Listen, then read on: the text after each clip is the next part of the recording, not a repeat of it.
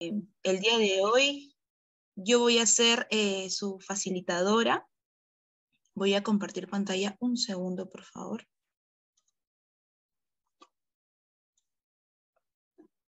Vamos a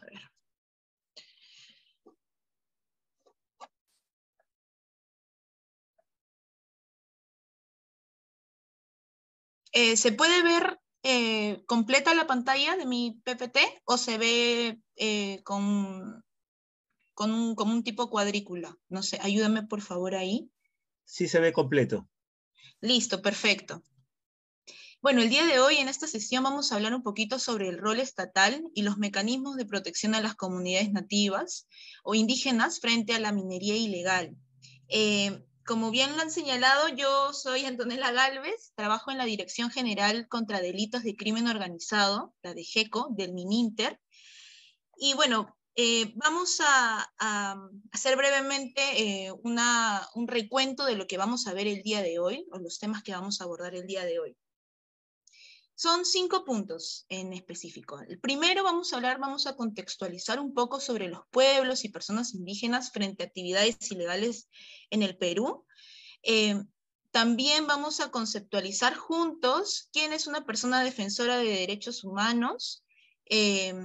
Vamos a ver también los instrumentos normativos para la protección de las personas defensoras de derechos humanos.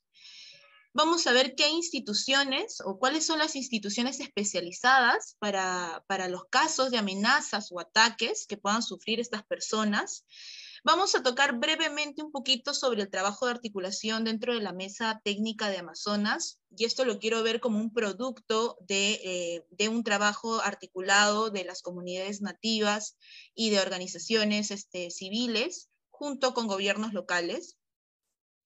Y bueno, eso sería lo que vamos a ver el día de hoy, en la sesión del día de hoy. Lo que sí les voy a pedir, por favor, es que me ayuden a construir esta sesión juntos. Yo voy a hacer algunas preguntas, entonces espero que también puedan prender sus micros y puedan ayudarme para que así no sea esto un monólogo. No me gusta estar hablando solita todo 2 horas prácticamente. Entonces sí, cuando haga algunas preguntas, sí les agradecería muchísimo que por favor puedan prender su micro y me colaboren en poder construir juntos esta sesión.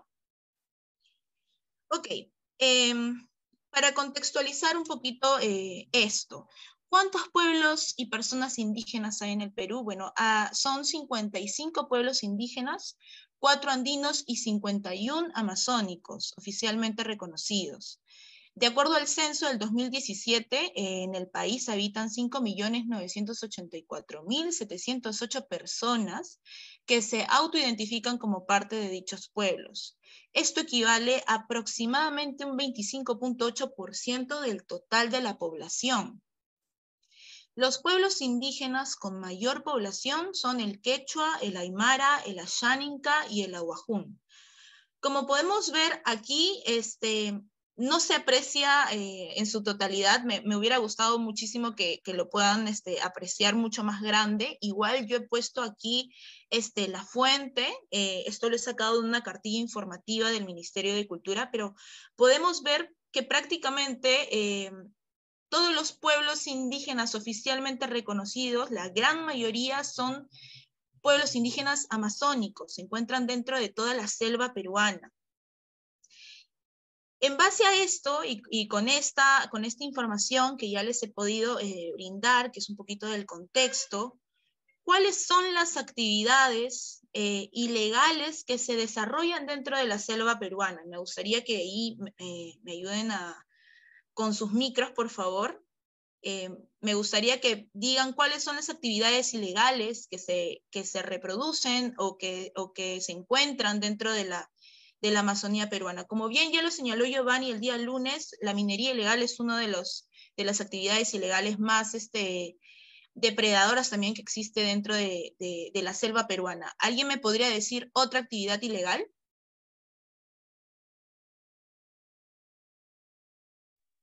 Hola, buenas noches. Hola, hola Gino, ¿qué tal? Buenas noches con todos, señorita Antonella. Mira, en nuestra región, Ucayali, básicamente se ha presenciado en esta coyuntura que hemos vivido por el tema se ha visto con claridad el tema del tráfico de tierra, tala ilegal y el narcotráfico, ¿no? Son problemas latentes que nosotros actualmente estamos viviendo en esta realidad. Y para nosotros es sumamente preocupante, ¿no?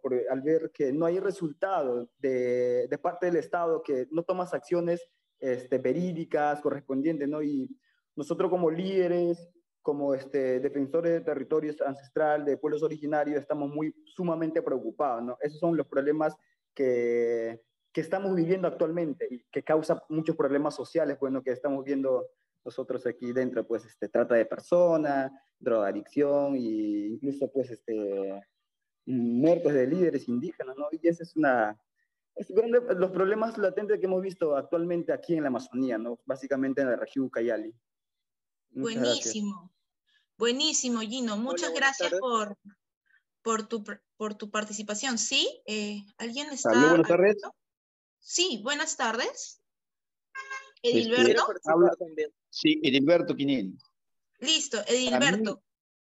A ver, también no solamente es un solo casos que ocurre, también existe lo que se llama pues, derrames de petróleos, mercurios, minerías que destruyen medio ambiente, río, quebradas, donde están las poblaciones indígenas, afecta también la salud.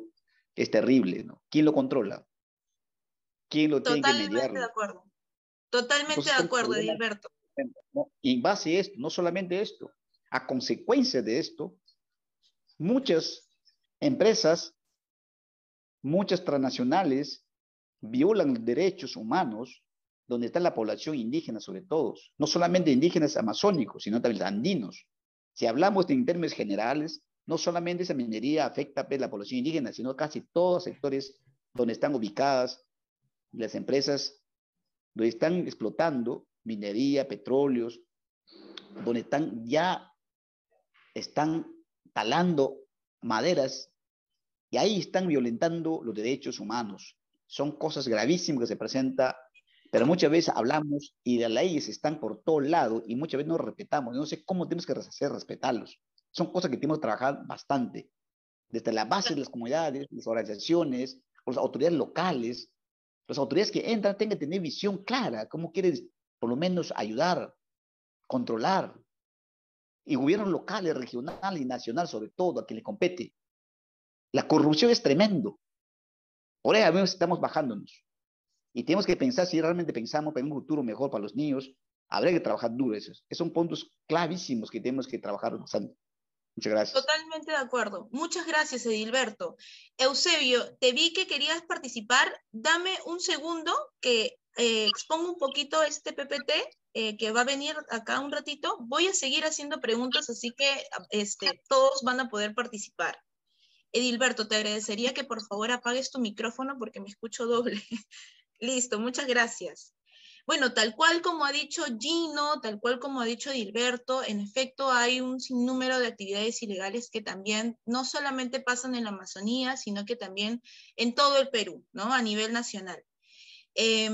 Si es que nos detuviéramos en explicar cada una de las actividades ilegales, bueno, no podríamos hacerlo dentro de esta sesión, hay un montón, tendremos que tener muchísimas sesiones más, pero yo he resumido aquí como que 3 actividades ilegales como que asolan la selva peruana, ¿no? El primero es el tráfico ilícito de drogas, la tala ilegal, como bien lo ha dicho Gino, y la minería ilegal. Voy a contextualizar un poquito de cada una de estas actividades ilegales. Gino mencionó sobre el tráfico de terrenos, que también es una actividad que se da mucho en la Amazonía peruana. El primero es el tráfico ilícito de drogas. Entre el 2017 y el 2019 se detectaron más de 250.000 hectáreas de cultivos ilegales de hoja de coca en comunidades nativas de las regiones de Loreto, Pasco, Ucayali y Huánuco. El narcotráfico se ha instalado de manera bastante preocupante en la región Ucayali, donde se han registrado aproximadamente 35.000 hectáreas de cultivos ilegales de coca dentro de territorios indígenas. Por otro lado, tenemos a la tala ilegal, que de acuerdo al monitoreo del Programa Nacional de Bosques del Ministerio del Ambiente, el Perú ha perdido aproximadamente 1.272 hectáreas de bosques en el año 2020, que es la cifra más alta en las últimas 2 décadas. Y por último, y bueno, Giovanni ya lo ha conceptualizado y lo ha explicado de manera muy buena el día lunes, tenemos a la minería ilegal, ¿no? Que hay más de 300.000 hectáreas dentro del territorio indígena que han sido afectadas por esta actividad ilegal, en las regiones también de Loreto, Madre de Dios, Ucayali, Huánuco y Pasco. Aquí, por ejemplo, la deforestación es 3 veces mayor en los territorios indígenas con presencia de minería en comparación con aquellos que están libres de estas actividades. Yo quisiera hacer bastante énfasis en minería ilegal porque esta serie de sesiones se basan en esta actividad ilegal. Como bien lo señaló Giovanni el día lunes, la minería ilegal comprende una cadena de valor, ¿no? Esta actividad ilegal prácticamente se está volviendo lucrativa, muy lucrativa, en comparación con otras actividades ilegales como la tala ilegal o incluso con el tráfico ilícito de drogas. ¿Y esto por qué? O sea, la minería ilegal, ¿por qué está generando más dinero? Bueno, esto es debido y está vinculado con el precio del oro a nivel internacional. El oro cada año, está aumentando su valor en el mercado internacional. ¿Esto qué quiere decir? Que estas actividades o esta actividad ilegal en específico podría verse como sofisticada, o estas organizaciones criminales que realizan esta actividad ilegal se optimizan o mejoran sus articulaciones o su misma organización. Dentro de una organización criminal que se dedica a la minería ilegal pueden haber acopiadores, pueden haber transportistas, pueden haber vendedores, pero también hay una parte de esta organización criminal que es más de fuerza de choque, que se le dice en el sector interior se le dice el brazo armado de las organizaciones criminales. ¿Qué quiere decir? Que este brazo armado es el que prácticamente se va a encargar de amedrentar, de violentar a cualquier persona que se interponga en las actividades que están haciendo, ¿no? Ya sea de minería ilegal en este caso. En ese marco yo he hecho, y bueno, para fines de esta exposición, he realizado este pequeño mapa, tomando el caso de Madre de Dios, como lo había tomado Giovanni el día lunes, en donde he tomado donde se encuentra la minería ilegal en Madre de Dios, cerca de la Reserva Nacional de Tambopata. He tomado también del Ministerio de Cultura, los centros poblados indígenas. Entonces nosotros podemos ver, por ejemplo, estos triangulitos azules son los centros poblados indígenas. Y estas como polígonos medios rojos, rosados con gris es la minería ilegal. Podemos ver que hay una superposición de minería ilegal con centros poblados indígenas. Incluso podemos ver acá que prácticamente están rodeados de minería ilegal, ¿no? Acá también podemos ver que están rodeados, que hay centros poblados rodeados de minería ilegal. Como ya lo mencioné, esta actividad es bastante lucrativa, tenemos un brazo armado que se va sofisticando porque recibes más dinero. Entonces, ante la degradación del territorio, incluso ancestral, de muchas comunidades nativas, hay personas que se enfrentan a este brazo armado, ¿no? Hay comuneros, hay personas que optan por enfrentarse a estas bandas u organizaciones criminales poniendo en riesgo su vida. Entonces, en ese contexto y en ese marco, las personas defensoras de sus tierras ancestrales han venido siendo asesinadas, y la ola de asesinatos de estos defensores ha alcanzado un pico muy alto a partir del COVID. Tenemos aproximadamente entre el 2020 y el 2021, 12 casos de asesinatos en 7 departamentos. principalmente amazónicos. Actualmente, al 2022, ya tenemos aproximadamente 18 casos en total. Eso quiere decir que hay 6 asesinatos más, también principalmente en departamentos de la Amazonía peruana. Tenemos 2 en Amazonas, 1 en Huánuco, 2 en Junín, 1 en Lambayeque, en Madre de Dios 1, en Pasco 2, en Ucayali 3, y en el presente año han habido también en Amazonas, en Huánuco, en Madre de Dios y en Ucayali. Los pueblos indígenas Asháninka y Cacataibo son los más afectados por estas olas, bueno, de violencia que sufren las comunidades nativas, ¿no? Entonces, antes de entrar un poquito y a conceptualizar o qué es lo que nos dice la normativa peruana o los documentos de gestión peruanos sobre los defensores, quisiera que otra vez vuelvan a participar y quiero que me respondan a esta pregunta, ¿no? ¿Quién podría ser o quién es una persona defensora ambiental? Quisiera que ustedes me puedan decir en sus palabras, ¿quién es una persona defensora ambiental? ¿Qué hacen estas personas? Nosotros somos la población, la gente que vive.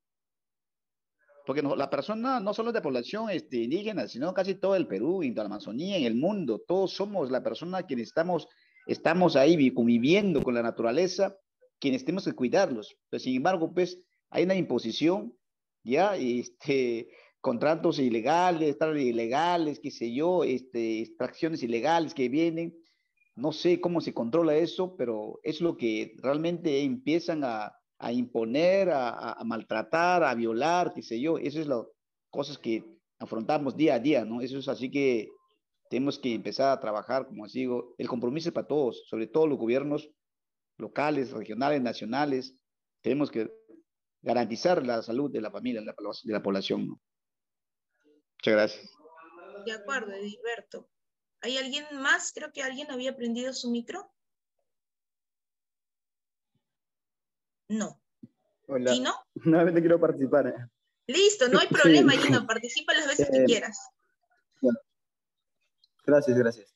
En realidad, nosotros, los pueblos originarios, somos netamente los que garantizamos el cuidado, pues, ¿no? De la naturaleza, el medio ambiente, ¿no? Porque tenemos unas ciertas particularidades de vida, ¿no? O la cosmovisión de convivir con la naturaleza, en realidad.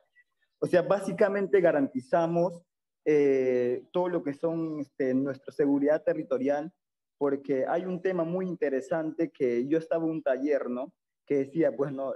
Que hay ríos voladores, que lo que nosotros, donde vivimos en la Amazonía, tenemos muchos árboles. Incluso si nosotros talamos eso, no contribuimos a ese tipo de recursos, a que lleva, pues, directamente al sur de Brasil, ¿no? Y también con Argentina y todo eso, que nosotros, por ende, nosotros, o sea, como tenemos una forma de vida, una forma de actividades, nosotros garantizamos nuestra seguridad territorial y contribuimos con otros países, ¿no? Porque supuestamente, o sea, el ojo de la selva actualmente es o sea, el pulmón del mundo, ¿no? O sea, hay una mira hacia la Amazonía. Si nosotros como pueblos originarios no cuidamos nuestros propios territorios, no va a haber una seguridad territorial y los pueblos, la lengua se va a perder y serie de cosas que nosotros como pueblos originarios que hemos venido trascendiendo desde nuestra historia, ¿no? Eso es lo que yo pienso en realidad. Muchas gracias, Gino. Y sí, ¿quién es una persona defensora ambiental? Bueno, la categoría en realidad es parte de una categoría. El concepto es, y que se encuentra dentro de los instrumentos internacionales, de derecho internacional e incluso nacionales, se les dice personas defensoras de derechos humanos, pero una persona defensora ambiental forma parte, es una categoría de estas personas defensoras de derechos humanos. ¿Quiénes son estas personas? Eso puede ser una persona natural, así como una persona jurídica, pueden ser grupos, organizaciones, movimientos sociales, que realizan actividades también de manera individual o como integrantes de un colectivo, de una organización, de una entidad pública o privada. La finalidad de estos defensores ambientales es la promoción, la protección o defensa del derecho a un ambiente sano y sostenible, como bien lo ha dicho Gino, como bien lo ha dicho Edilberto, de una manera pacífica dentro del marco establecido en el derecho nacional e internacional.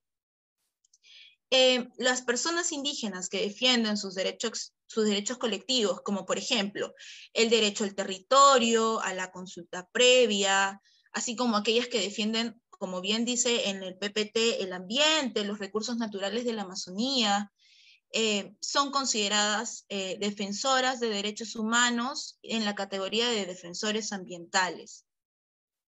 Entonces, como bien lo había dicho Edilberto y Gino también antes, en un slide incluso anterior, hay algunas y ciertas situaciones que enfrentan estas personas defensoras ambientales, ¿no?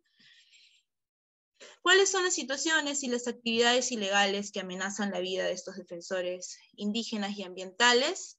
Bueno, son los actos, bueno, contra estos defensores que pueden ser amenazas, atentados contra la vida, detenciones arbitrarias, acoso y hostilización, agravios contra el honor, contra la imagen, discriminación, represalias, destrucción de la propiedad o medios de vida, afectación del ambiente y los recursos naturales, obstrucción incluso del derecho al libre tránsito, obstaculización de la labor de la defensa, y también pueden ser actos de tortura u otros tratos como crueles e inhumanos. Y como una última acción, puede ser o pueden llegar incluso a la muerte, ¿no? A asesinarlos. ¿Cuáles son los instrumentos normativos para la protección de estas personas defensoras de derechos humanos? A partir de esta ola de asesinatos a los defensores ambientales en el 2019, 2020, el Estado peruano ha realizado una serie de instrumentos normativos.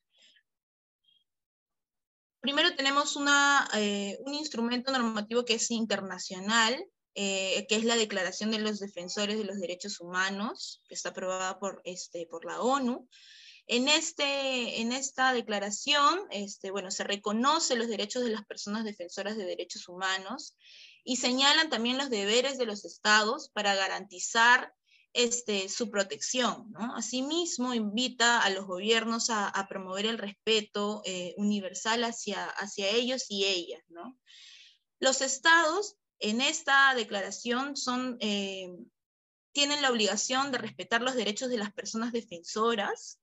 También tienen el deber de prevenir los riesgos de las personas defensoras de derechos humanos, proteger de los riesgos a estas personas y luego investigar, juzgar y sancionar los delitos cometidos contra este grupo, ¿no? Que este grupo es vulnerable, ¿no? Como un segundo instrumento normativo tenemos el Decreto Supremo que aprueba el Plan Nacional de Derechos Humanos, que esto fue en el 2018, por el Ministerio de Justicia. Busca promover, garantizar y orientar las intervenciones del Estado peruano en materia de derechos humanos. Dispone fomentar mecanismos para garantizar el ejercicio seguro de la labor pacífica de estas personas. Y también el plan señala como responsables a los Ministerios de Justicia y Derechos Humanos, al Ministerio del Interior y el Ministerio de Energía y Minas. En este decreto supremo es el primer instrumento a nivel nacional en donde se reconoce a los defensores y defensoras ambientales o de derechos humanos como un grupo de especial protección. Acá se les reconoce la vulnerabilidad de esta población. Voy a pasar brevemente este mecanismo porque más adelante voy a explicar cómo funciona. Voy a hacer un breve repaso nada más de este mecanismo ahorita. Este mecanismo intersectorial para la protección de las personas defensoras de derechos humanos establece principios, medidas y procedimientos para garantizar la prevención, protección y acceso a la justicia de las personas defensoras de derechos humanos. En contraposición con el anterior instrumento de gestión, en este mecanismo participan 8 ministerios. El Ministerio de Justicia y Derechos Humanos, el Ministerio de la Mujer y Poblaciones Vulnerables, el Ministerio de Relaciones Exteriores, el Ministerio de Energía y Minas, el Ministerio del Interior, el Ministerio de Desarrollo Agrario y Riego, el Ministerio del Ambiente, el Ministerio de Cultura y la Comisión para el Desarrollo, ¿no? de Vida y Drogas, que es de Vida.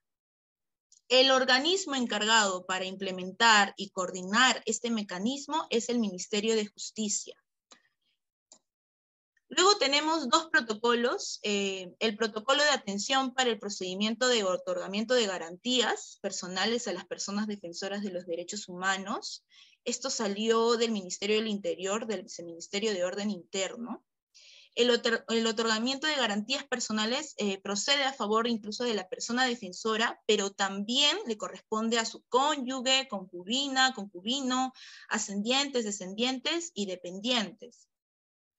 Las entidades responsables de su cumplimiento o del cumplimiento de este protocolo son los prefectos regionales, los subprefectos provinciales y distritales, la Dirección General de Gobierno Interior, que es la Dirección de Autorizaciones Especiales y Garantías, y sus órganos desconcentrados. Pero también hay otra dirección general, que es la Dirección General de Orden Público, que también está en constante contacto con los prefectos regionales y subprefectos provinciales.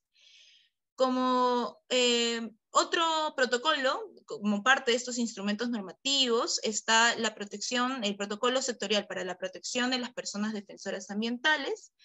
En este protocolo busca asegurar la aplicación eficiente y eficaz de las medidas de prevención, de reconocimiento y protección. Esto está a cargo del sector ambiental. Este protocolo es sectorial. Esto quiere decir de que solamente rige al Ministerio de Medio Ambiente. La entidad coordinadora es la Unidad Funcional de Delitos Ambientales, que es la UNIDA.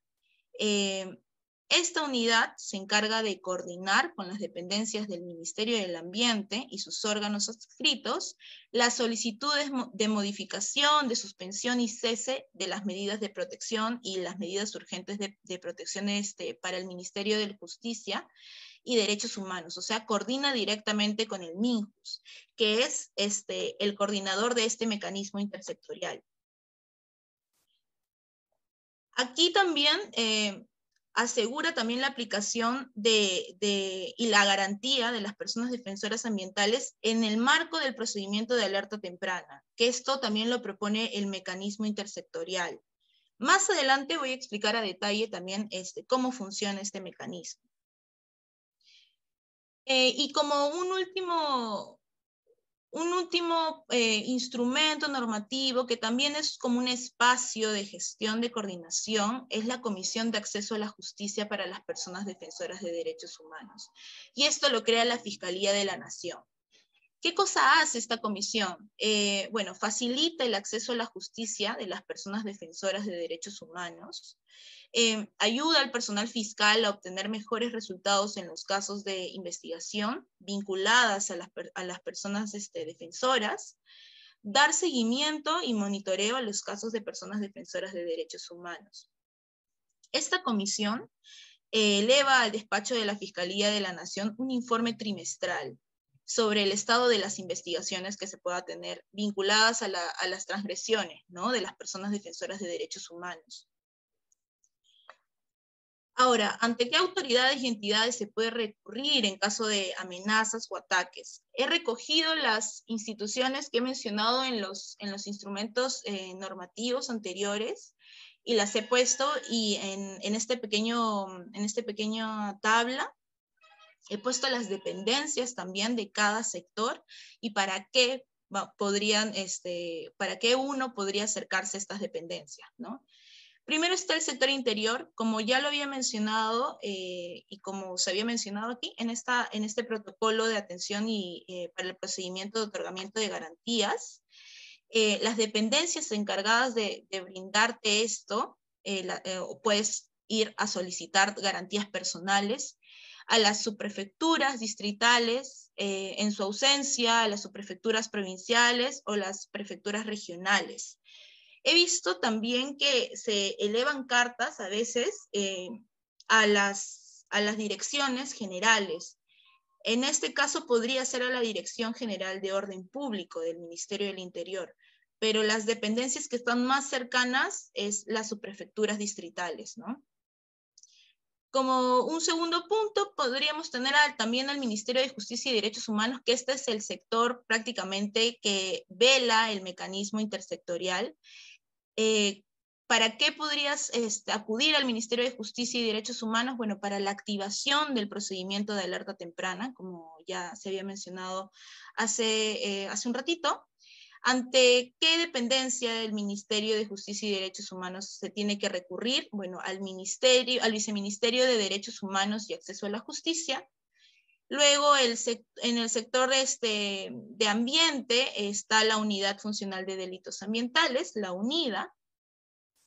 ¿Para qué se tendría que coordinar con esta unidad funcional? Bueno, para coordinar, esta unidad se encarga de coordinar con el MINJUS el procedimiento de la alerta temprana. Entonces, por ahí también se puede elevar una carta a la unidad. Si bien es cierto, las fiscalías, por ejemplo, como la FEMA o como la Fiscalía Especializada de Criminalidad Organizada, no se encargan netamente de recurrir en casos de amenazas, sí se las ha puesto porque ellos investigan delitos ambientales. Entonces, por ahí también es un sector que se encarga de investigar estos delitos, ¿no? La Fiscalía Especializada en Materia Ambiental, que es la FEMA, previene e investiga los delitos en materia ambiental. La Fiscalía Especializada en Criminalidad Organizada conduce la investigación sobre organizaciones criminales. La Fiscalía Especializada de Tráfico Ilícito de Drogas aborda el tráfico ilícito de drogas y delitos conexos. Y estas dos fiscalías que voy a mencionar sí tienen que ver con respecto a los casos de amenazas o ataques, que vendría a ser la Fiscalía de Prevención del Delito y las Fiscalías Provinciales Penales, Corporativas y Mixtas. Yo sé que es un montón de información, también sé que hay como un montón de sectores y un montón de dependencias, y hay un montón de instrumentos normativos. Esto se lo voy a dejar a Joaquín para que se lo pueda compartir y lo puedan revisar también a detalle. Más adelante, como ya les había mencionado, voy a ahondar en el mecanismo intersectorial del MINJUS, que es prácticamente el documento de gestión o el instrumento normativo más relevante a nivel nacional. Pero sí que quería hacer y quiero hacer énfasis en este sector, que es la Defensoría del Pueblo. Si bien es cierto, la Defensoría del Pueblo es un organismo constitucionalmente autónomo, o sea, no pertenece a ninguno de los poderes, la Defensoría defiende los derechos constitucionales y fundamentales de la persona y de la comunidad, ¿no? Supervisa el cumplimiento incluso de los deberes de la administración estatal y de la prestación de los servicios públicos.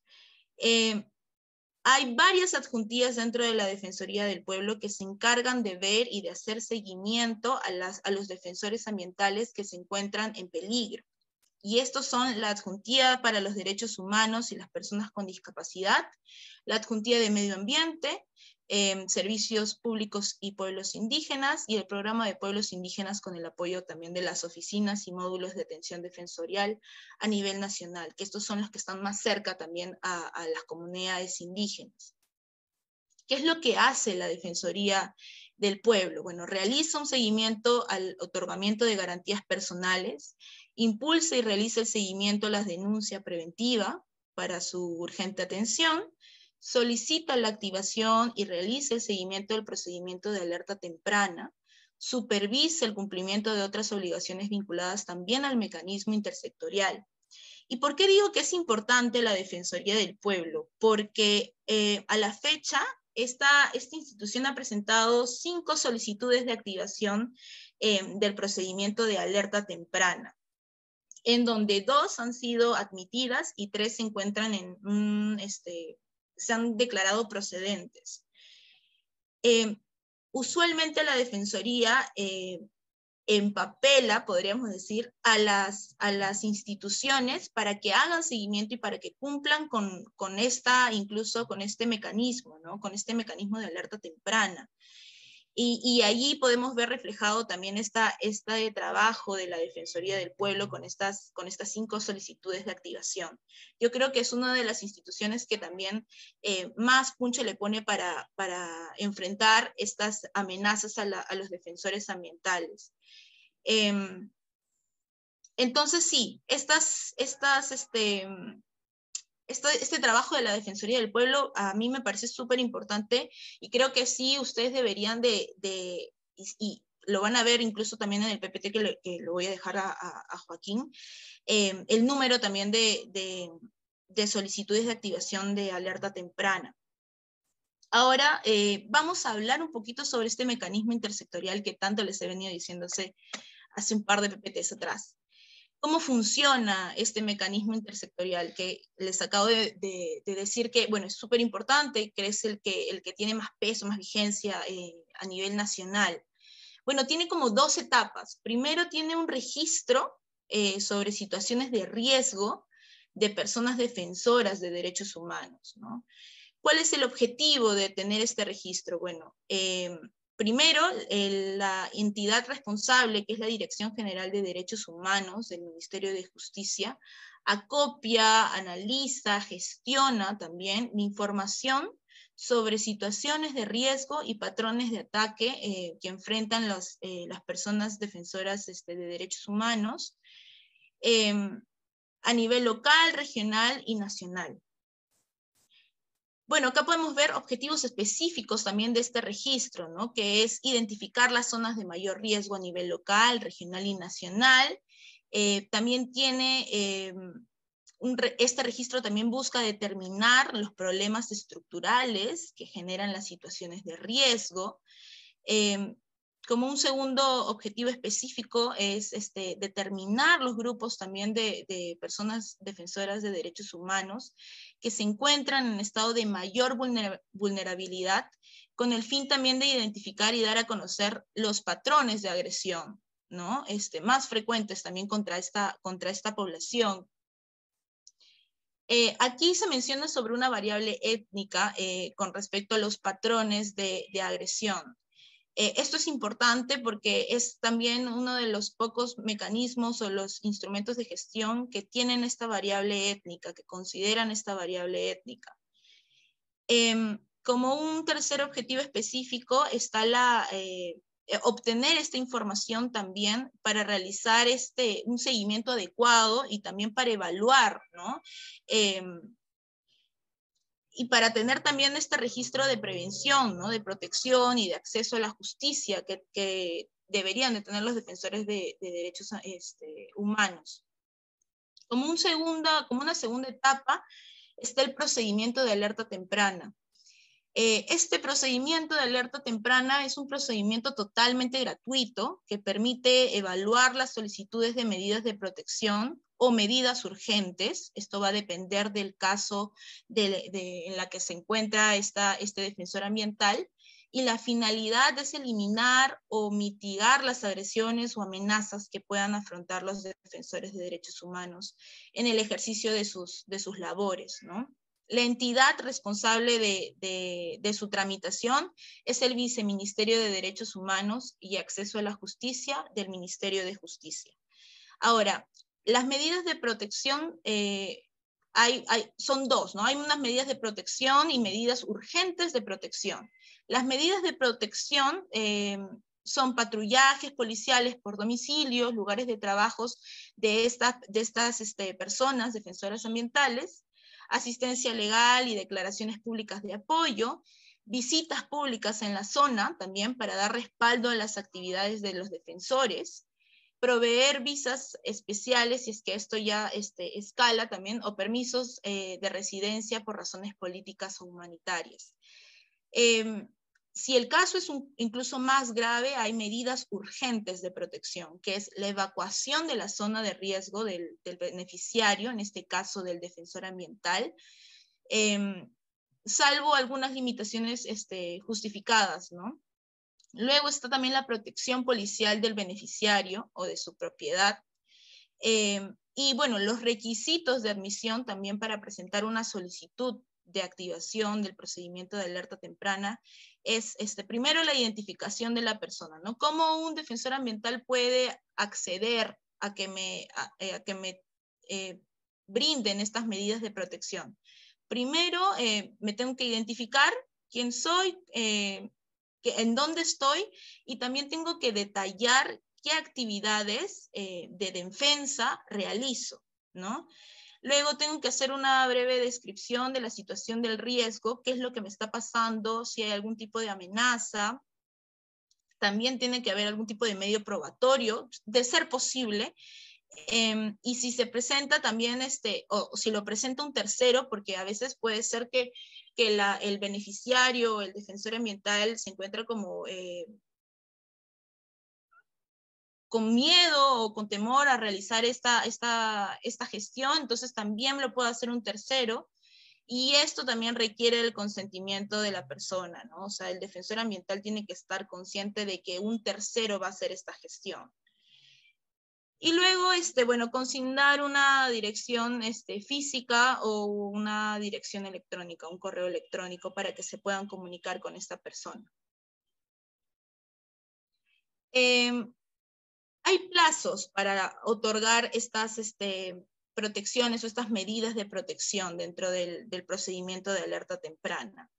Para una tramitación ordinaria son 30 días hábiles, y para una extraordinaria, ya sea por la gravedad de la situación o el riesgo que pueda enfrentar esta persona, no debería de exceder los 15 días hábiles. Y digo que no debería de exceder porque a veces estos plazos no se cumplen. Primero, la persona tiene que presentar esta solicitud de activación de alerta temprana, luego pasa a una evaluación preliminar, se realiza un informe de evaluación de riesgo, que esto se encuentra también, y esto lo hace la Dirección General de Derechos Humanos. Se emite una propuesta de medidas, o sea, se mencionan qué medidas de protección o medidas urgentes de protección debería de tener esta persona, y en base a eso se emite una resolución viceministerial, ¿no? Que tiene dos opciones, si es procedente o si es que se deniega, ¿no? Esta resolución viceministerial declara procedente la activación del procedimiento de alerta temprana. Aquí señalan las medidas de protección y el plan de actividades. También se señala la duración, cuánto tiempo va a durar estas medidas de protección, y las entidades responsables de implementar estas medidas otorgadas. Y luego, como un último punto, se notifica al beneficiario, ¿no? Al solicitante. Y también se le notifica a las entidades competentes, ¿no? Para la implementación de estas medidas de protección. Si es que se deniega la solicitud, puede haber la opción de reconsiderar el procedimiento, ¿no? Y esto demora aproximadamente 15 días hábiles posterior a la notificación, y luego también hay un plazo para resolver esta denegación.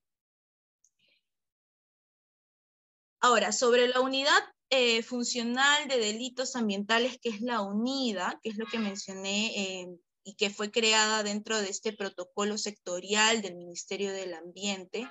Bueno, la UNIDA coordina con el Ministerio de Justicia dentro de este mecanismo de intersectorial, ¿no?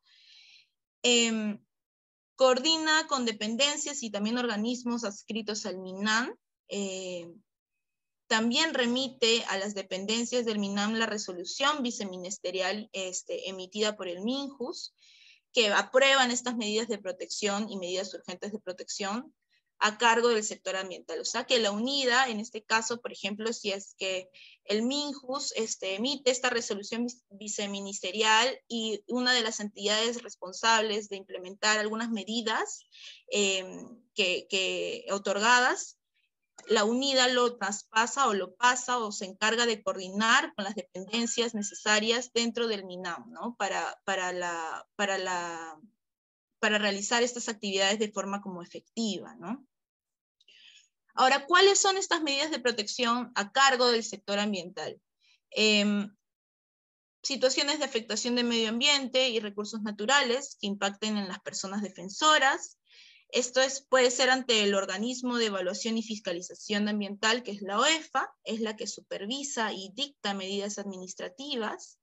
La Procuraduría Pública, especializada en delitos ambientales, que incluso puede interponer acciones legales, informa y también coordina con esta unidad. Y los organismos adscritos implementan también otras actividades para la protección de las personas defensoras ambientales.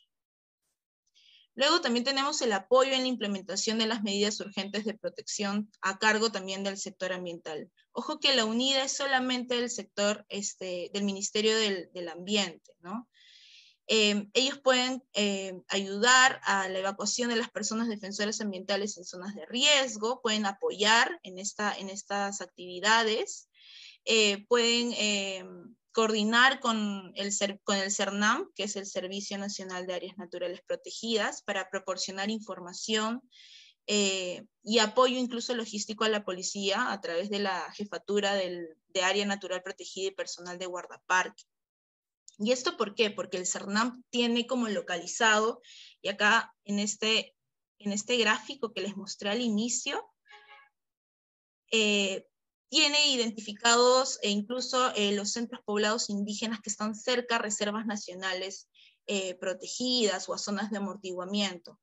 Entonces, logísticamente, CERNAM puede colaborar con la policía para que se pueda aplicar estas medidas de protección. Antes de pasar a las limitaciones de este mecanismo, quisiera saber si es que hay algún tipo de duda o consulta, y si es que no la hay, me gustaría, porque ustedes, y como bien lo mencionó Edilberto al inicio, son prácticamente los que viven esa realidad.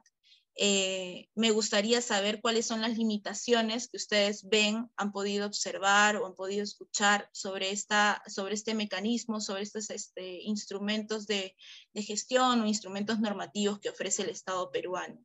Me gustaría escucharlos en las limitaciones, si es que no hubiera alguna pregunta o duda.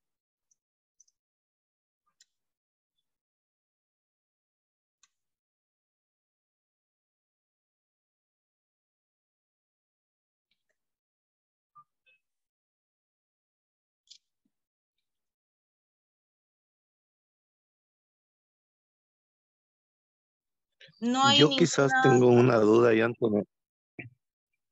Yo hay una pregunta, Antonella, está muy interesante todo lo que mencionas. Solo sería interesante, no sé, que incluso si tú tengas esa información, pero pienso que una limitación a ratos que pasa también incluso con denuncias policiales de otro tipo, es la cercanía a las comisarías o a las dependencias de la Defensoría del Pueblo o Ministerio de Justicia. ¿Hay la posibilidad de presentar estas cartas? Durante la pandemia se habilitó la virtualidad para eso, Sí. pero creo que eso lo veo como una limitación para esto, pero muy interesante el resumen, cómo lo has resumido. Muchas gracias, Joaquín. En verdad, he tratado de hacer lo mejor posible estas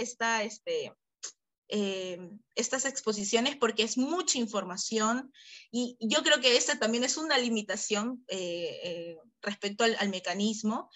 Como me has preguntado sobre estas cómo poder contactarme con instituciones estatales, más allá de las comisarías incluso. Sí, la Defensoría del Pueblo tiene un correo específico.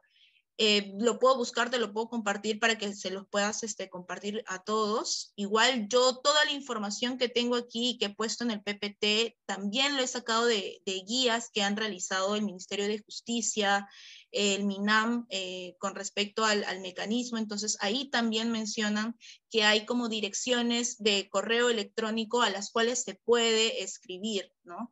Entiendo de que por el COVID ha habido esta limitación, y también la puede haber ahora incluso por cuestiones también de seguridad. Entonces sí, el procedimiento se puede hacer de manera virtual.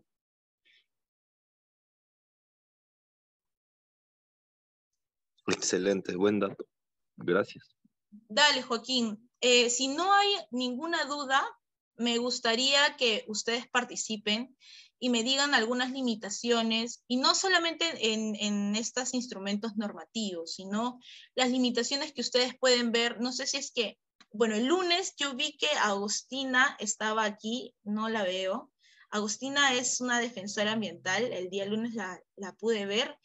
Me hubiera gustado que estuviera aquí para que también nos pueda como compartir la experiencia de, ¿no? Y que nos pueda también decir un poco las limitaciones de estos mecanismos. Pero si nadie quiere participar, lamentablemente, porque al inicio, en los primeros PPTs, nos indica que está de viaje a Condorcanqui. ¡Ay, qué pena! Me hubiera gustado realmente que Agustina esté aquí, porque ella es una defensora ambiental bastante reconocida, entonces me hubiera gustado bastante que participe. Si nadie desea participar, que ya se han puesto un poco tímidos, al inicio estaban participando un montón, voy a proceder a enumerar las limitaciones que presenta este mecanismo. Este mecanismo y, bueno, los instrumentos también de gestión a nivel nacional. No sé por qué no puedo. ¿Ya pueden ver? ¿Pueden ver mi PPT? ¿Me pueden decir, por favor, si lo ven?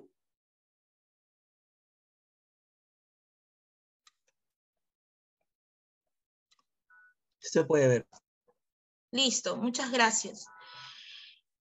Hay un sinfín de limitaciones para que este mecanismo se realice de forma adecuada. Hay limitaciones logísticas.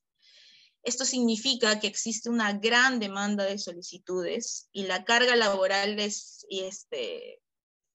demasiada, ¿no? Entonces, los plazos, y como les comenté, no se cumplen, ¿no? Los plazos para emitir este informe de evaluación o para activar estas alertas tempranas no se cumplen. Como lo mencionaba, usualmente es o debería de ser 30 días para casos que no son tan graves, y para casos muy graves deberían de ser 15 días. Estos plazos no se cumplen, y no se cumplen casi nunca, porque hay una gran demanda de solicitudes y el Ministerio de Justicia no se da abasto. También se necesita que se establezca responsabilidad también administrativa a funcionarios y servidores públicos por el incumplimiento de los mecanismos o medidas previstas para proteger a la integridad de personas defensoras. No hay una sanción administrativa a funcionarios si es que no acatan, por ejemplo, las medidas propuestas por el Ministerio de Justicia en esta alerta temprana, lamentablemente. O incluso hay algunos, y lamentablemente también, hay algunos funcionarios dentro de la Defensoría que no han hecho caso omiso a algún tipo de acercamiento que han tenido algunos defensores ambientales, por ejemplo, en el caso de Ucayali. Entonces, no hay ningún tipo de responsabilidad administrativa para estos funcionarios. Eso es totalmente lamentable, y creería que el mecanismo debería de considerar ahí algún tipo de sanción administrativa por parte del Ministerio de Justicia. Hay una ausencia también de marco legal, ¿no? Las investigaciones, por ejemplo, y esto es súper interesante, las investigaciones de los asesinatos de los defensores ambientales se tramitan por el delito de homicidio calificado, pero no se abren carpetas fiscales por el delito de crimen organizado. Esto es súper importante. No hay una ley de defensores ambientales. Si bien es cierto, han habido 2 proyectos de ley, uno propuesto por el Frente Amplio y el otro propuesto por el Partido Morado en los últimos años, que no han llegado a buen puerto, se han quedado en la Comisión de Derechos Humanos, de Justicia y Derechos Humanos del Congreso, no han podido pasar, lamentablemente también. Entonces no hay un marco legal de amparo también a los defensores ambientales o a las personas defensoras de derechos humanos, ¿no? Otro punto importante también es los huérfanos y las viudas de los defensores ambientales asesinados no pueden acceder a reparación civil, por ejemplo, ¿no? Por falta de este marco normativo. Joaquín, ¿estás levantando la mano? Discúlpame. Sí, tenía una pregunta sobre este punto interesante que mencionas de cuál es la diferencia entre entre delito de homicidio calificado y el tema de abrir una carpeta por delito de crimen organizado. Es que el delito de crimen organizado es un poco más complejo, o sea, estás reconociendo de que la persona, y esto lo expliqué al inicio en los primeros PPTs, que la persona que le ha hecho daño a este defensor ambiental forma parte de una organización criminal. Esto quiere decir que estás reconociendo de que hay todo como un aparato organizacional dentro de esta organización criminal que puede estar dedicada, no sé, pues a la minería ilegal. Un homicidio calificado no tendría o no tendría que ver con una investigación de ese alcance. No sé si me dejo entender. El homicidio calificado solamente investiga el motivo de por qué, ¿no? Pero si es que tú abres una carpeta por el delito de crimen organizado, hay una investigación mucho más a fondo. Y allí sí podrías incluso tener incluso información mucho más rica de como brazo armado que podría tener una organización criminal dedicada, por ejemplo, a la minería ilegal.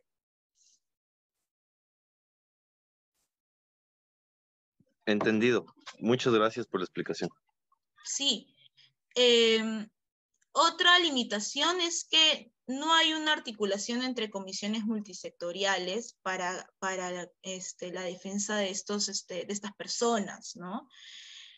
Y esto lo menciono porque, por ejemplo, en la Comisión Multisectorial Permanente de Lucha contra la Minería Ilegal, que es más conocida como la CMP, no se toma en consideración, y entiendo también porque la CMP fue creada el año 2014, en donde esta ola de asesinatos a defensores ambientales no había crecido tanto como en los últimos años, pero sí sería muy bueno que se articulen entre comisiones. Hay una comisión incluso de tala, hay una comisión de minería ilegal, hay una comisión de trata de personas, entonces falta articulación entre comisiones y que consideren incluso esta como una ventana también de oportunidad para poder investigar organizaciones criminales dedicadas a actividades ilegales, ¿no?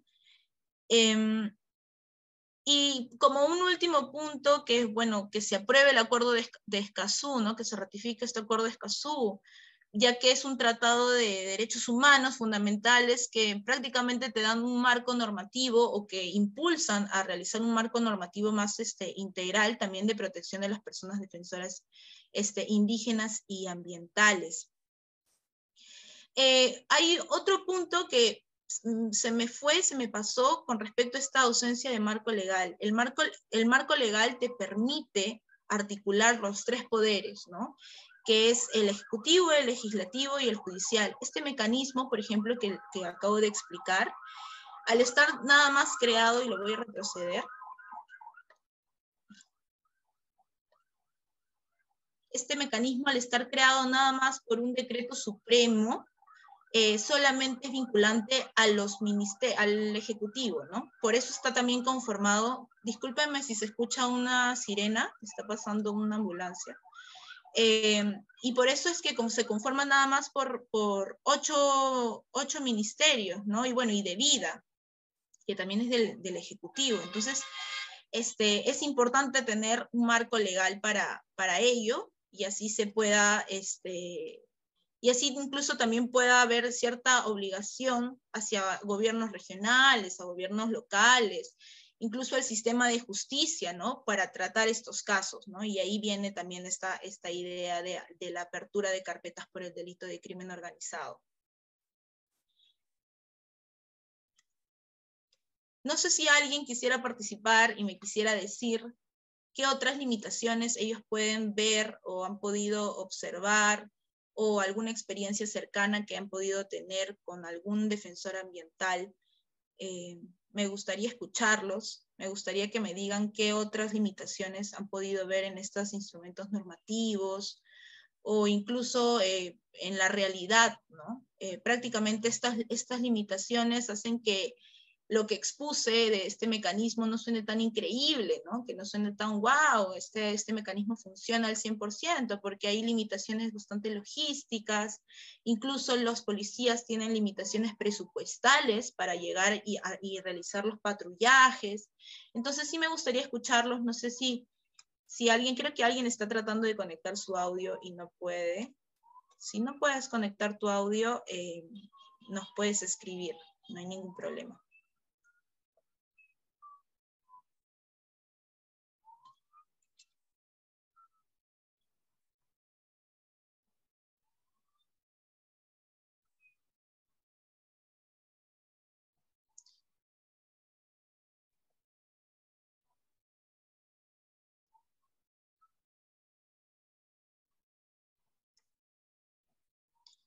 Igual, si no hay nadie que quiera participar, podemos hacer este break de 10 minutos, así puedan como pensar un poquito de repente en proponer estas limitaciones.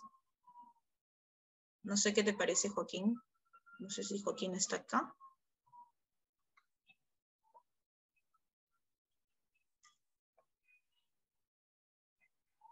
Sí, adelante.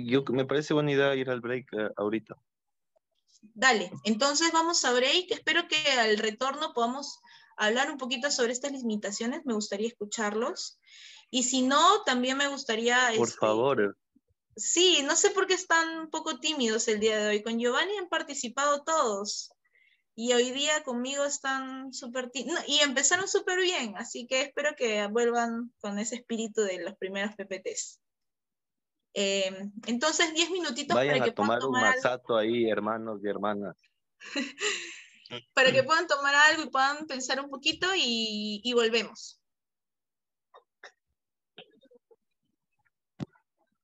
Ya, nos vemos en 10 minutos entonces. Gracias, Antonella, y en serio esperamos su participación, porque si no vamos a pensar que todo está súper bien con este mecanismo y sabemos que muchas cosas pasan en sus comunidades y territorios que demuestran lo contrario. Hasta luego. Está compartiendo pantalla, hermana. Vamos a ver las fotos en el río. Mejor no deje compartir.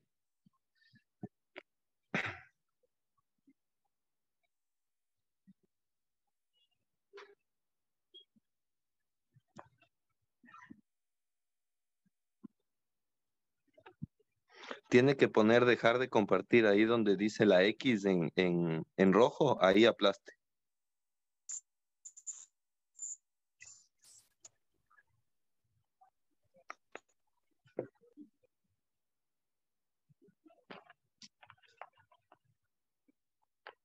Seguimos viendo su pantalla. Eso, perfecto, ya quedó. Gracias. Ya.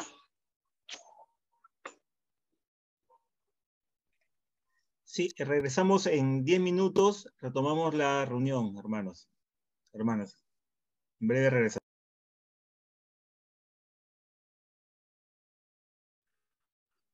Ya está garantizado. Son cosas que tenemos que analizar más profundo. Y yo sé que es bastante preocupante. Minería, como lo digo, es una buena alternativa, pero también tiene una consecuencia fuerte, ¿no? Entonces tenemos que pensar cómo tenemos que medirlos. Voy a explotar acá minería, que tengo oro, pero ¿cómo?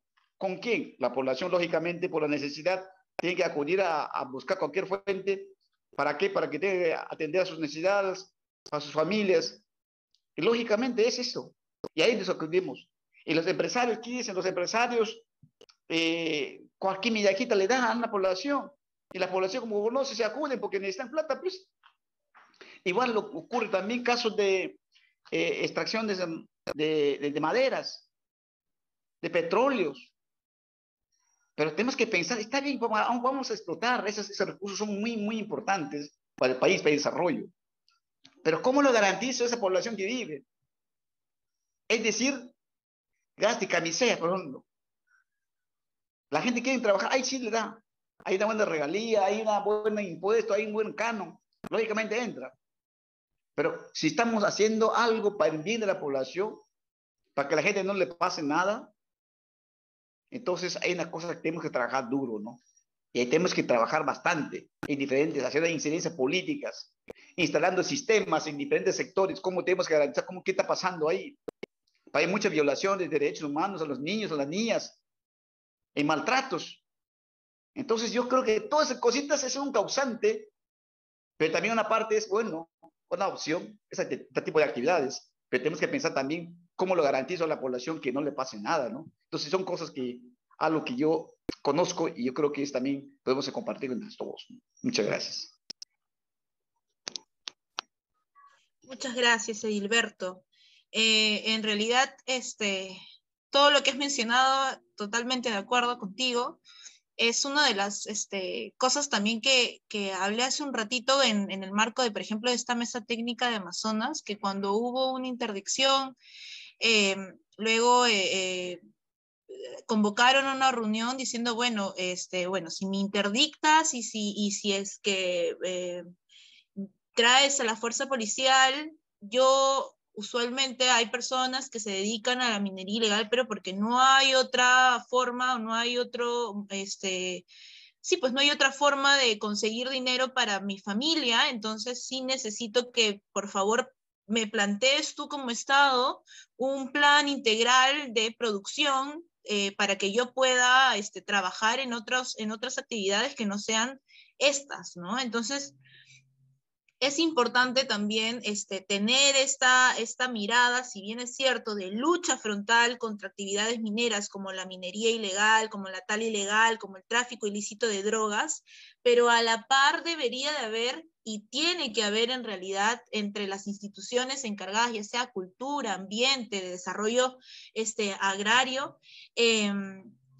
elaboración de planes integrales para que se diversifique la economía, ¿no? Para que haya una alternativa a estas personas que puedan estar practicando estas actividades, ¿no? Totalmente de acuerdo contigo, Edilberto.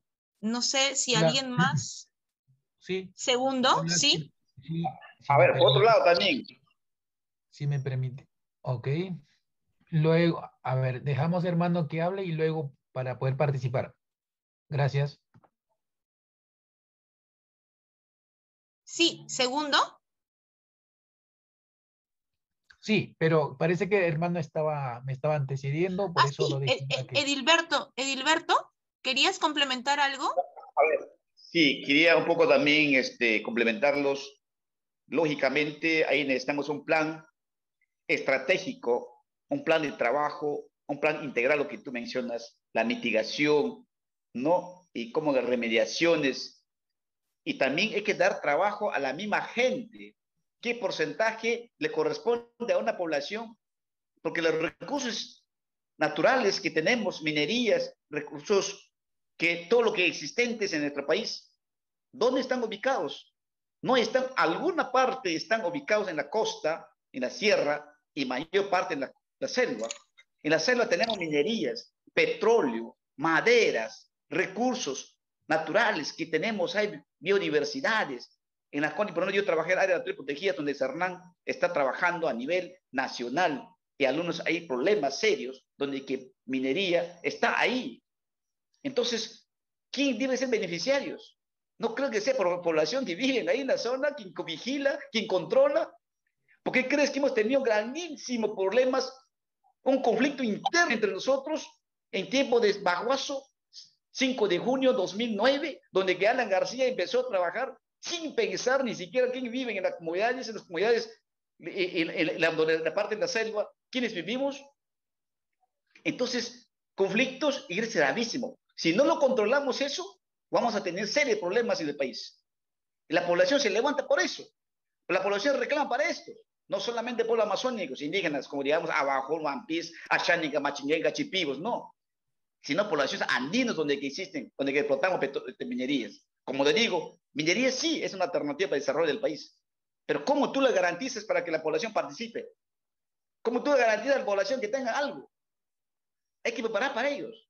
Entonces hay que sentar una mesa de trabajo, una mesa técnica donde tenemos que negociar entre ambos. Pero hay que cumplirlos. Pero muchas veces más compromisos no se cumplen.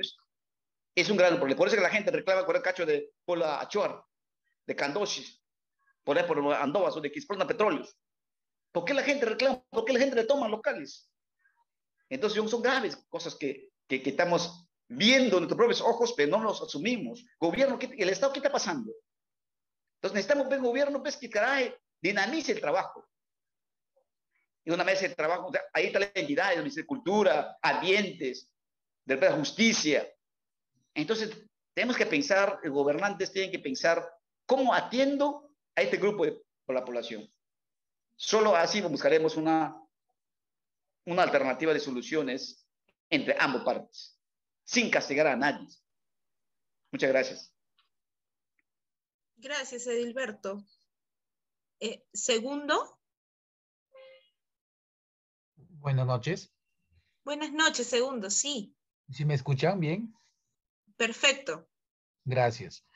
Bueno, buenas noches. Estuve escuchando la participación de los hermanos líderes y mis paisanos también, como Edilberto, como Impi, Bernabé Impi. Bueno, la compañera Agustina estuvo participando el día lunes, creo que ha tenido dificultad para participar hoy día, ¿no? Pero me pareció muy interesante. Yo lo que quisiera participar es precisamente respecto sobre lo que usted menciona, ¿qué recomendaríamos nosotros como pueblos indígenas al Estado peruano para que pueda mejorar o garantizar la participación o el trabajo que están haciendo las defensoras o los defensores ambientales, ¿no? Y respecto al tema o respecto a la pregunta, yo tengo pequeña experiencia y aparte también analizo sobre ese tema, ¿no? Bueno, pues, por ejemplo, de mi experiencia le puedo comentar que efectivamente en Loreto, donde pudo trabajar desde Profonampe, un proyecto grande, ambicioso, que se llama Humedales del Datem, que abarca todos los aguajales de Pastaza, ¿no es cierto? Donde abarca como 7 pueblos indígenas, beneficia a 7 pueblos indígenas, Abajún, Candoshi, One Achuar, Chapra, Quichua, entre otros. Y el proyecto ha invertido como cerca de 10 millones de soles para poder mitigar el cambio climático. Pero para eso, el 10 millones de soles apoya directamente a la población o a las comunidades que se encuentran involucradas dentro del proyecto. Uno de ellos que me pareció importante era que, por ejemplo, en la comunidad de Chapís del pueblo Abajún, tenemos una planta de procesadora de aceite de aguaje. En el pueblo Candoshi tenemos dos plantas de hielo para la conservación de pescados.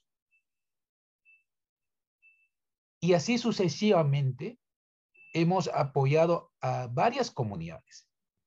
Sin eso, sin ese medio, no hubiera sido posible para poder controlar la deforestación o la tumba de aguajes que hoy en día, como por ejemplo, las empresas, o no empresas, sino los comerciantes de Pucallpa, comerciantes de Tarapoto, Yurimagua, de Iquitos, están comprando aguaje, ¿no es cierto?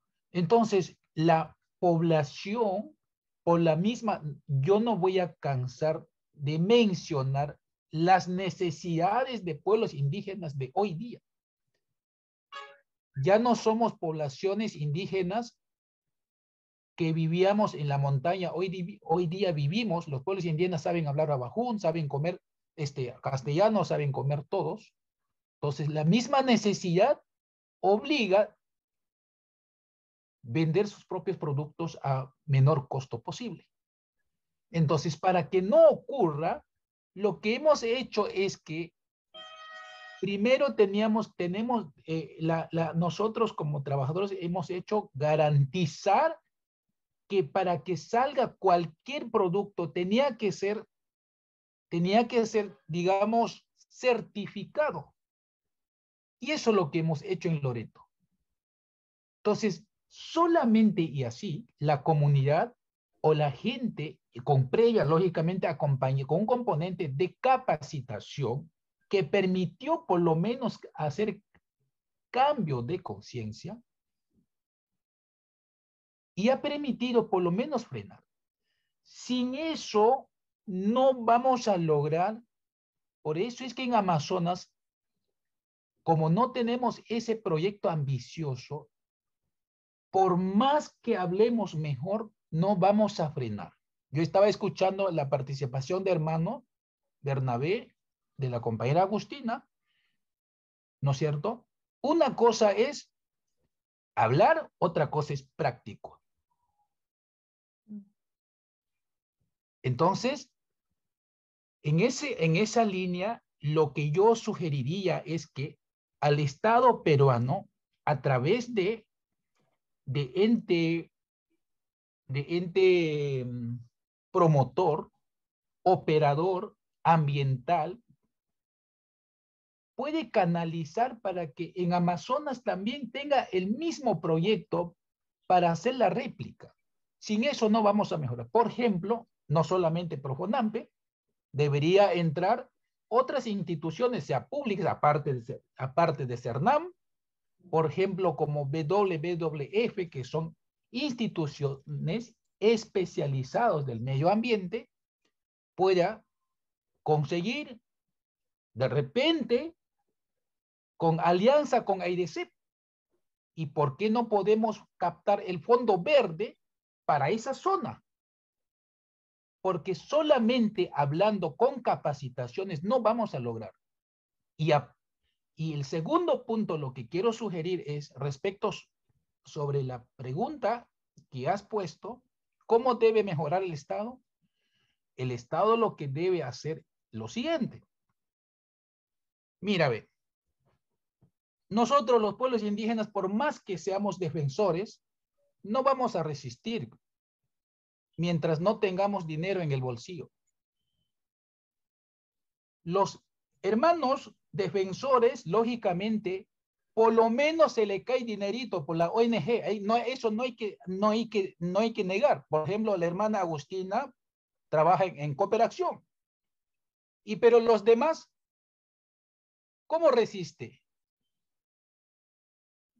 Después que trabajas, después que hablas, ¿cómo llegas en tu casa? Cuando su señora, cuando sus esposas, cuando sus hijos piden, ¿qué le va a dar?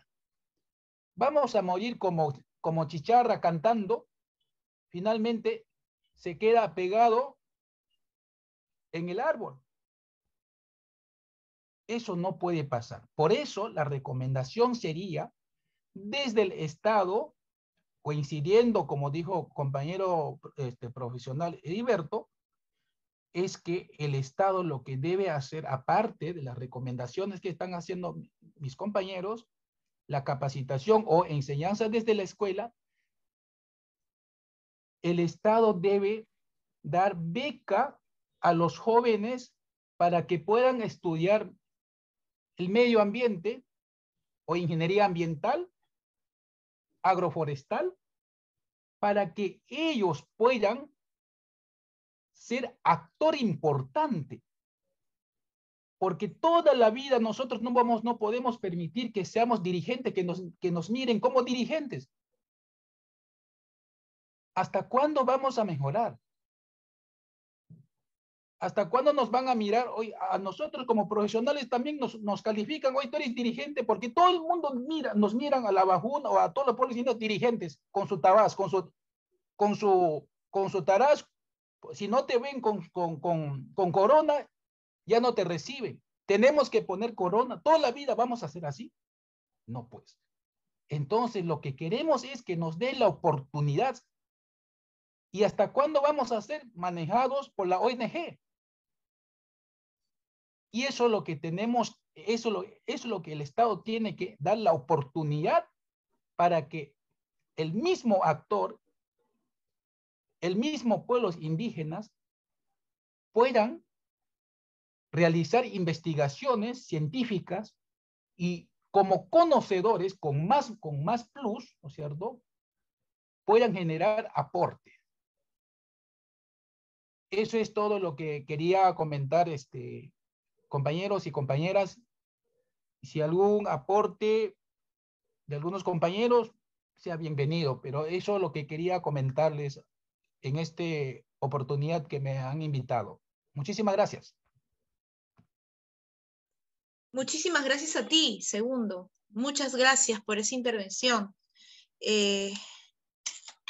La verdad es que estoy totalmente de acuerdo contigo, ¿no? Es súper importante que se empiece a ver a las personas también dentro de las comunidades nativas como con agencia y también como personas totalmente capaces de incluso de proponer esta diversificación económica, ¿no? Con lo primero que mencionaste sobre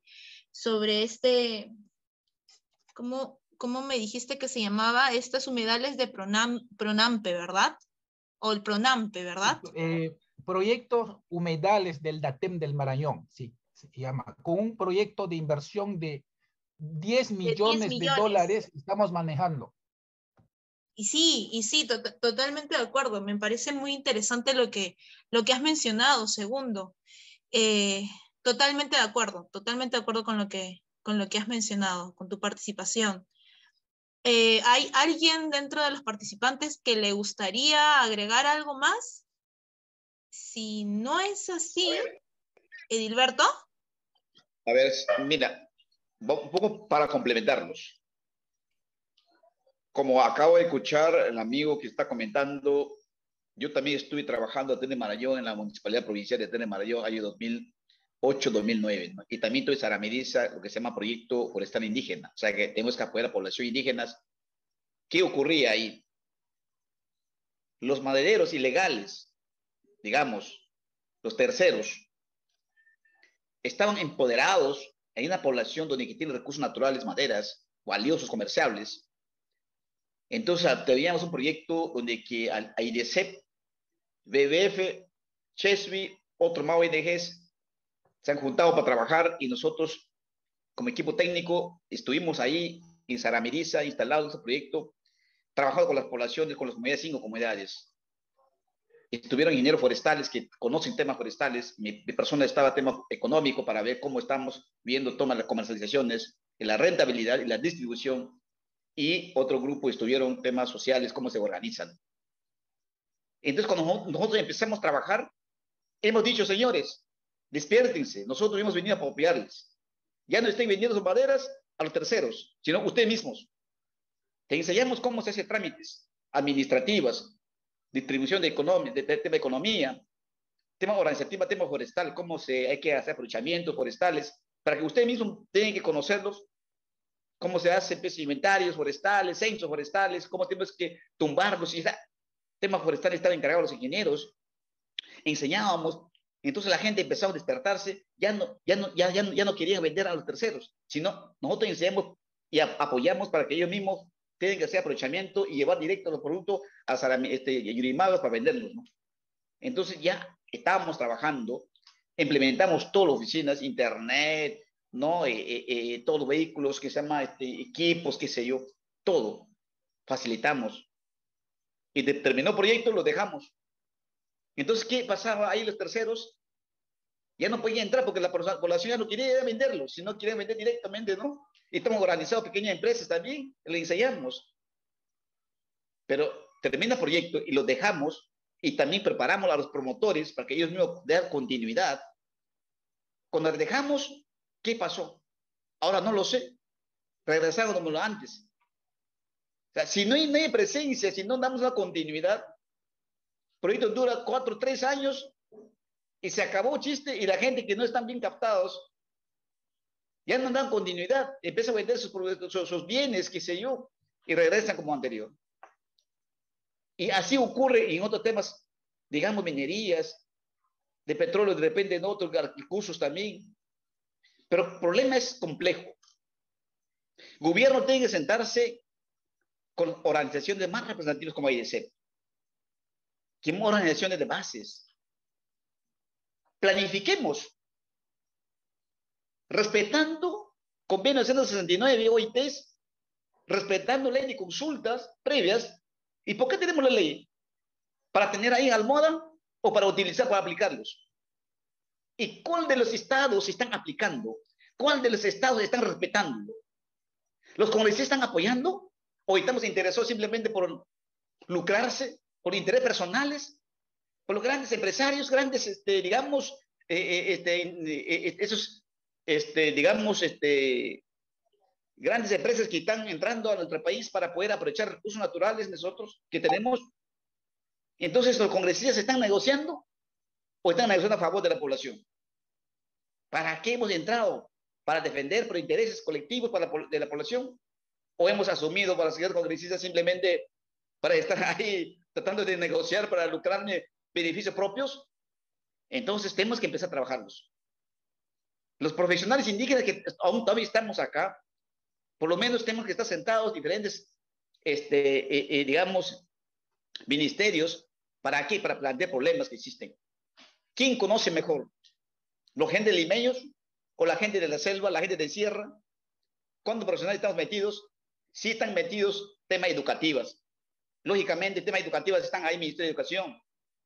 Pero esos otros temas, como minería, como maderas, como petróleos y otros temas relacionados de la economía, ¿quién está ahí? Hay un vacío. En Palacio de Gobierno, ¿quién es asesores principales? Hay un indígena amazónico de acá asesorando al presidente de la República. Hace 200 años, ni uno. Solamente hay intereses, están metidos ahí. La corrupción cada vez más fuerte. Delincuencia cada vez más fuerte. Y la delincuencia no empieza en la capital. También ya empezó ya en la selva. En la zona donde la población más pequeños. Los extractores ilegales están matando a los dirigentes. ¿Quién garantiza? ¿Cómo lo garantizamos? ¿Cómo lo organizamos? Hay narcos que están metidos. Entonces hay una amenaza fuerte de la población, hay una tensión totalmente. Entonces, ¿cómo tienes que planificar sentarte en la mesa ya a nivel tanto el gobierno y la población indígena organizada como IDC? Tenemos que sentarnos a negociarnos y planificar un plan de desarrollo pensando en nuestro pueblo, no solamente la Amazonía, sino los andinos también. En el Perú, los recursos a nivel nacional están ahí donde están las poblaciones indígenas y los andinos. Entonces, tenemos que pensar esto. Si no, estaríamos yendo en los peores. Yo creo que en ese momento tenemos que reflexionarnos y trabajar haciendo una incidencia política, ¿ya? Y tenemos que despertarnos de todos. El compromiso está para todos. Entonces yo creo que así solamente tenemos que salir adelante. Si es que pensamos atender las demandas de las poblaciones indígenas. Si no, pronto lo tendremos otra vez un conflicto mucho más peor. Entonces yo quisiera que eso no se ocurra. Hay que pensar cómo lo inyecto un proyecto que puede desarrollar después de permitirlos. Pero que la población misma participe. Como digo al amigo, hay que meter diferentes sectores buscando, ¿no?, apoyo de becas, tanto mujeres y hombres. Rescatémonos, valorémonos, respetémonos entre todos, pero aplicando las leyes que tenemos todavía. Muchas gracias. Buenas noches. Muchas gracias, Edilberto, por tu participación. Súper valioso también lo que mencionas. Y sí, ¿no? Es necesario crear planes integrales entre las comunidades y el Estado, ¿no? Y que sean sostenibles, o sea, que duren, que perduren en el tiempo, ¿no? Que no solamente duren un tiempo determinado, como bien mencionas. Muchas gracias a todos y todas por su participación el día de hoy. Al inicio han estado un poco tímidos, ¿no? No ha habido tanta participación, pero ya después han podido como ser bastante participativos. Les agradezco muchísimo por eso.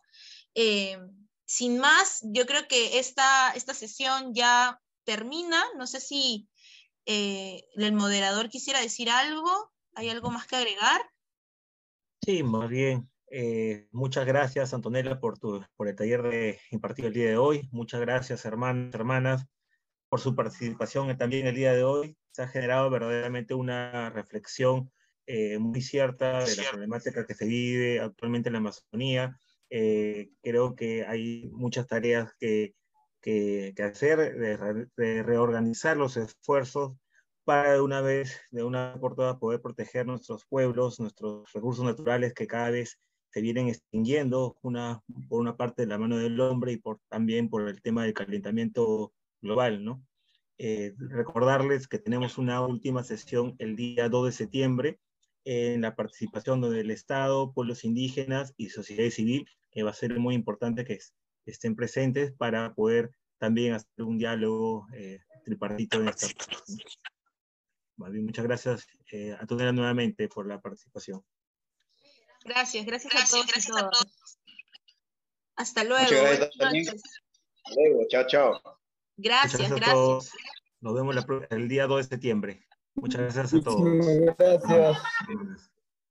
Gracias. Gracias a todos.